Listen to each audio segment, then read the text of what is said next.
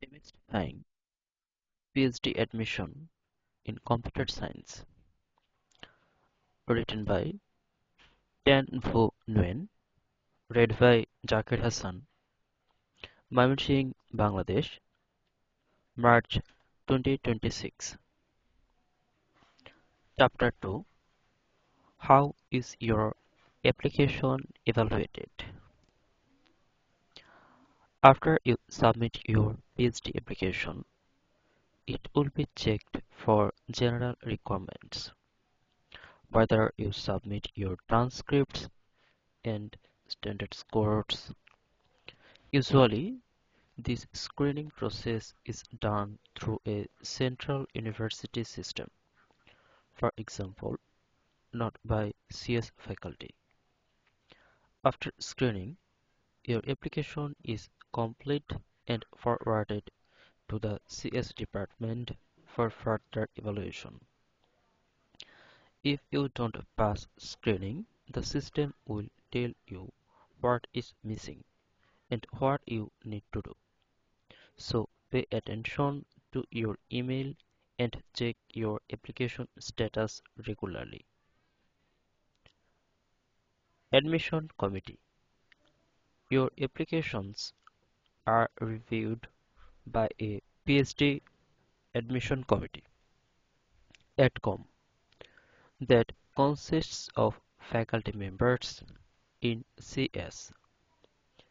ADCOM members have a wide range of expertise and background to ensure diverse perspectives in the evaluation process. For example, there would be faculty who specialize in various areas, such as AI, systems, theory, HCI, and so on. In some cases, the committee can involve affiliated faculty from different disciplines. The size and the review load of the ADCOM depend on the department size. At GMU, the PhD ADCOM typically has 15 to 20 faculty, and each committee member is assigned to review about 30 applications. Note that most large schools, including GMU, has separate ADCOMs for MS programs.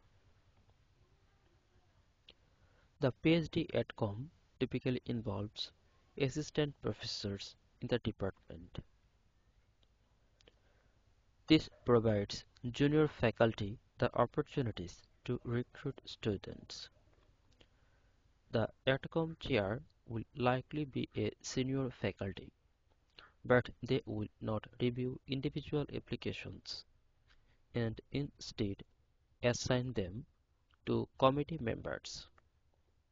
The chair will look at various factors such as research interests or mentioning faculty names to assign the applications to appropriate faculty. For example, I am often assigned to review applicants interested in software engineering.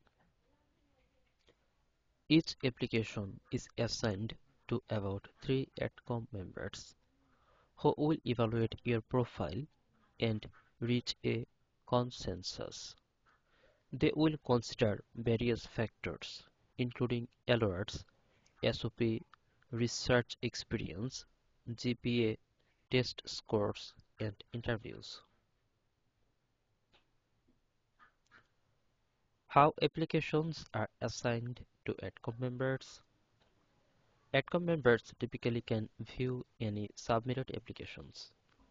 However, we can only review those that are assigned to us, which are already too many.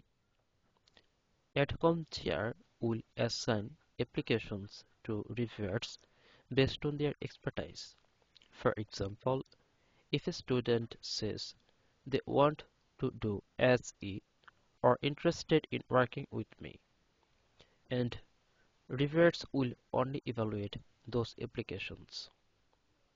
Occasionally, we might look at other applications. For example, if the student contacted me, I know that student, or they are from a school in Vietnam that I am familiar with, etc. However, even if we look at them, we usually do not get involved in their evaluation directly. Note that the assigned reviewers are the main ones deciding your application, but at many schools, other faculty in the department can also have access to your application and provide inputs and opinions on your profile. Thus, it helps to contact faculty and mention faculty you are interested in your SOP. How are decisions made? After reviewers have evaluated an application, AdCom chair will review all evaluations, look at entered notes, and ask reviewers to discuss and resolve discrepancies to reach a conclusion. For example, a reviewer wants to accept, but the other wants to reject. Typically, the decision is made entirely by the reviewers. There is no involvement from the AdCom chair, department chair, or others. In most cases, AdCom members, even those reviewing the same application, make decisions independently and do not talk to each other. Just a common practice to avoid biasing. In some rare cases, we might, even if all reviewers recommend acceptance, the application is not automatically accepted, especially if no faculty is willing to advise the student. For example, if the student is interested in a research area that no faculty is working on, or an area where no faculty is taking new students, for example, AI or ML, or faculty likely already has many students, then the student will not be admitted. This is increasingly common as the number of applicants grows much faster than the number of available faculty. Note that not every CS faculty can formally advise and graduate CS PhD students. However, if the student has contacted a faculty member and that faculty is interested in the student and has made this known to the AdCom, then the student is likely to be admitted, even if the faculty does not have funding. This thus shows the benefit of contacting faculty. If the student mentioned a faculty in their SOP, AdCom might ask that faculty to look at their application and if they are interested in the student. Even if the student has a weak profile but still passes the minimum requirement from the university, they might be admitted if a faculty is willing to take them. AdCom members, especially in the US, are very reluctant to go against the faculty's decision. For example, if a faculty wants to admit a student, we are not going to reject them. Do AdCom members talk to each other? We typically review applications independently and do not talk to each other. This is to avoid biasing. For example, if one reviewer says they want to accept, the other might feel pressured to accept as well. However, when there are discrepancies in evaluations, the AdCom chair will ask reviewers to discuss the application to reach a consensus. We might also talk to each other for interesting or strong applications. For example, how to recruit the student or who should be the advisor.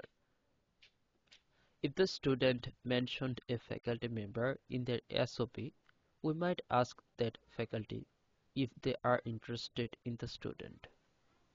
Note that other disciplines might have different practices. For example, AdCom might select a top list of applicants and then discuss them in a meeting to determine who to interview. Figure 2.1 shows an example of how a PhD admission committee in physics evaluates applications. In CS, both the reviews and interviews are often done independently. How long to evaluate an application? In the schools I have been at, the application deadline is December, and AdCom meets when school starts in mid or end of January. AdCom chair sends out review assignments to AdCom members, about 30 per faculty. We usually have about 2 weeks to review all applications. As mentioned in 2.4, AdCom members review applications individually and independently. We only discuss when there are disagreements. AdCom chair will determine which applications to discuss. I typically reserve a whole day or 2 days to review all applications.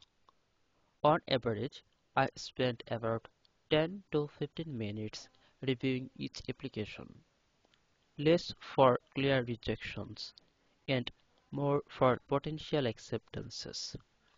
While this seems short, it is not that difficult to tell if an application is good or bad. In fact, this is twice what other faculty spend on average. For example, Philip Go spent 3 to 5 minutes per application. For each application, our system compiles a single PDF file which consists of a summary, degrees, GPS, etc., transcripts, test scores, alerts, a CV, SOP, and writing samples. I usually read in this order.